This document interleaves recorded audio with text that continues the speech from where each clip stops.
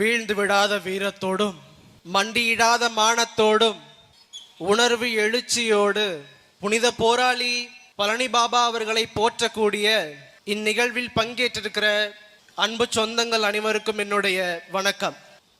வீரம் என்பது ஒருவன் 10 பேரை வெட்டி கொள்ளுவதல்ல வீரம்.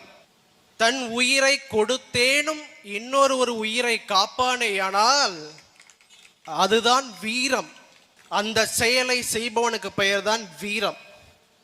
தமிழரின வரலாற்றில் எத்தனையோ வீரர்கள், எண்ணற்ற மன்னர்கள், அவர்கள் வாழ்க்கை வரலாற்றை நாம் எடுத்து படிக்கிற போது அவர்கள் எல்லோரும் ஒரே நேர்கோட்டில் பயணித்தது நமக்கு தெரியும். ஒண்ணுதான், அடிமையாக வாழ்வதை விட சுதந்திரமாக சாவது மேலானது. அடிமை வாழ்விலும் உரிமை சாவு மேலானது. அடிமையாக வாழ்வதை விட சுதந்திரமாக சாவது மேலானது.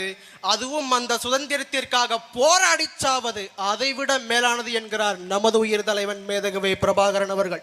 தான் வாழாது தனக்கு பதிலாக தன் சமூகம் சார்ந்த மக்கள் விடுதலை பெற்று உரிமையோடு எல்லாம் பெற்று வாழ வேண்டும் என்கிற நோக்கத்தில் ஒரு மகன் போராடினான். நாம் யாரும் அவனை கண்டுகொள்ளல. உங்களுக்கு தெரியுமா, இந்த நாட்டில் பழனி பாபாக்கு பிறகு தாடி வைக்காத, களிமா சொல்லாத ஒரு மகன் இருக்கா. இவரை தான் கை விட்டுட்டீங்க, இவரையாவது கைவிடாம பார்த்துக்கிறேங்க. தாழ்மையோடு வேண்டி கேட்டுக்கிறேன். அன்பான சொந்தங்களே, முதல்ல அரசியல்னா நம்ம என்னன்னு தெரிஞ்சுக்கணும். இந்த நாட்டில் அரசியல் இல்லாமல் எது ஒன்றும் இல்லை. நம் பிறப்பிலிருந்து இறப்பு வரை அனைத்தையும் தீர்மானிப்பது அரசு. அந்த அரசை தீர்மானிப்பது அரசியல். நமக்கு அரசியல் வேண்டாம் என்று விலகி நிற்பது என்பது வானமே இல்லாத பூமியில் நான் வாழப்போகிறேன் என்று சொல்வதற்கு ஒப்பானது. அப்படி அரசியல் வேண்டாம் என்று நாம் விலகி நின்றால் நாம் யாரை அருவருக்கிறோமோ அவருடைய ஆட்சியின் கீழ் நாம் வாழ நேரிடும். அரசியல் என்பது முழுக்க முழுக்க மக்களுக்கான சேவைதான் என்கிறார் பெருந்தலைவர் காமராஜர் அவர்கள். அதையே வேற வடிவத்தில் நமது தலைவன், அரசியல் என்பது மக்களின் மீது அதிகாரத்தை செலுத்துகின்ற விவகாரம் அல்ல, அது மக்களுக்கு ஆற்றக்கூடிய தொண்டு என்கிறார் நம்முயிர் தலைவன். இந்த நிலத்திலே ஒரு கொடுமையான ஒரு சொல் இருக்கிறது, இஸ்லாமியர் கிறிஸ்தவர் சிறுபான்மை என்கிற சொல். எத்தனை காலங்களுக்கு நாம் இந்த சொல்லுக்கு இரையாகி கொண்டிருப்பது. நான் ஒரே ஒரு கேள்வி எழுப்ப விரும்புகிறேன். எதன் அடிப்படையில் இஸ்லாமியர் கிறிஸ்தவர் சிறுபான்மை? மதத்தின் அடிப்படையில். இந்த உலகத்தில் மனிதர்களை, மனித கூட்டத்தை மதத்தின் அடிப்படையிலேயோ சாதியின் அடிப்படையிலேயோ கணக்கிட்டது கிடையாது. மாறாக மொழி, இன அடிப்படையில் தான் இந்த உலகத்தில் தோன்றியது. முதலில் சாதி மதமா அல்லது மொழி இனமா? மனிதர்கள் தங்களின் உழைப்பில் முதலில் தோன்றியது மொழி. அந்த மொழியை பேசக்கூடிய மக்களின் கூட்டம் இனம் என்று வரையறுக்கப்படுகிறது. அப்படின்னா மிக மிக மிக மிக பின்னாடி வந்ததுதான் இந்த சாதியும் மதமும். அப்படின்னா 50,000 ஆண்டுகளுக்கு மூத்த ஒரு இனத்தின் மக்கள் நாம். எம்மை சிறுபான்மை என்று சொல்ல இவர்கள் யார்? சரி, மதத்தின் அடிப்படையில் சிறுபான்மை சரி, மொழி இன அடிப்படையில் யார் சிறுபான்மை என்று நான் கேட்டால் என்ன ஆகிறது?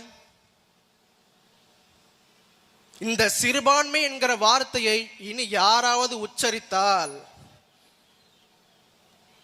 வேண்டாம், நாகரிகமா நம்ம நிக்கிற பழனி பாபாவோட நிகழ்வுங்கிறதுனால சாந்தமா போறோம். ஏன்னா அவர் அப்படி போன ஆட்கள் இல்லை, நம்ம போ. பேரன்புக்கினிய என் சொந்தங்களே, உங்களுக்கு வாக்கின் மதிப்பு நீங்க நல்லா விளங்கிக்கணும். நம்ம ஏதோ வரிசையில நிக்கிறோம், 1000-500க்கு ஓட்டு போடுறோம், அப்படி கிடையாது. நீங்களும் நானும் செலுத்துகின்ற ஒரு ஓட்டு தான் நம் எதிர்காலத்தை தீர்மானிக்குது.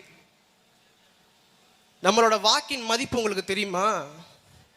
இந்த உலகத்தில் இருக்கிற தங்கம், நகை, வைரம், வைடூரியம் இதற்கெல்லாம் இருக்கிற மதிப்பை விட நாம் செலுத்துகின்ற வாக்குக்கு இருக்கிற மதிப்பு என்பது அளப்பெரியது. இந்த உலகத்தில் ஏதோ ஒன்றுக்கும் அந்த மதிப்பு இருந்தது கிடையாது. நீங்க ஆழமா கவனிச்சீங்கன்னா உங்களுக்கு புரியும். இந்த நாட்டில் இராணுவ வீரர்களுக்கு கருவியாக துவக்கை கொடுக்கிறார்கள். மக்களாட்சி காலத்தில் மக்களுக்கு கொடுக்கப்பட்டிருக்கிற கருவி வாக்கு. அதை நாம் தூக்கணும். இவர்கள் எப்படி இந்த 600 ஆண்டு காலம் இந்த திமுக, அதிமுக வச்சுக்கிறோம், திராவிட கட்சிகள் 600 ஆண்டு காலம் நம்மளிடத்துல வாக்கை வாங்கித்தான் இவர்கள் அதிகாரத்திற்கு வந்தார்களே ஒழிய தானாக யாரும் வரல. நீங்களும் நானும் போட்ட ஒரு ஓட்டு அவர்களுக்கு வான் உயரத்திற்கான புகழ்ச்சியை, அதிகாரத்தை தந்தது. அதே அதிகாரத்தை உங்கள் பிள்ளைகள் எங்களுக்கு தந்து எங்களை வலிமைப்படுத்தி, நாங்கள் வேறு எங்கிருந்தோ பரம்பரையாக அரசியல் கட்சி தலைவர்களின் பிள்ளைகளோ நாங்கள் இல்லை. உங்களுக்காக உங்களிடம் இருந்தே வந்த பிள்ளைகள் தான் இந்த நாம் தமிழர் கட்சி பிள்ளைகள். அதை விளங்கிக்கணும். நான் ஒன்று கேட்குறேன், அப்பாவி இஸ்லாமிய சிறைவாசிகளை விடுதலை செய்வதற்கு எனக்கு வாக்கு தாருங்கள் என்ற ஐயா கருணாநிதி மகன் ஸ்டாலின் அவர்கள் கேட்டாரா இல்லையா? தேர்தல் அறிக்கையில் இஸ்லாமிய மக்கள் கூடியிருக்கிற இடங்கள்ல கேட்டாரா இல்லையா? கேட்டார். மக்கள் வாக்கை தந்தார்கள். இப்ப மக்கள் கேட்கிறார்கள், நீங்கள் கேட்ட வாக்கை நாங்கள் கொடுத்தோம், நாங்கள் கேட்ட நீங்கள் சொன்ன வாக்குறுதியை ஏன் நிறைவேற்றல?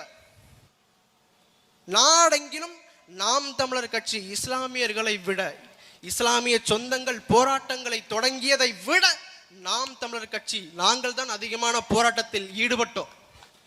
உங்களுக்கு வேணுமா? நேற்றைய முன்தினம் கூட சீமான் அவர்கள் போராடினாங்க இஸ்லாமிய சிறைவாசிகளின் விடுதலைக்காக. நீங்கள் நம்புங்கள், யாரையும் நம்புங்கள். பழனி பாபா சொன்னதுதான், நாயாக 4 நாள் நத்தி பிழைப்பதை விட சிங்கமாக ஒரு நொடி கர்ஜித்து விட்டு செத்து போங்கள். எனவே என் அன்பான சொந்தங்கள், இனி வரக்கூடிய காலங்களில் விழிப்புணர்வோடு இருக்கணும்.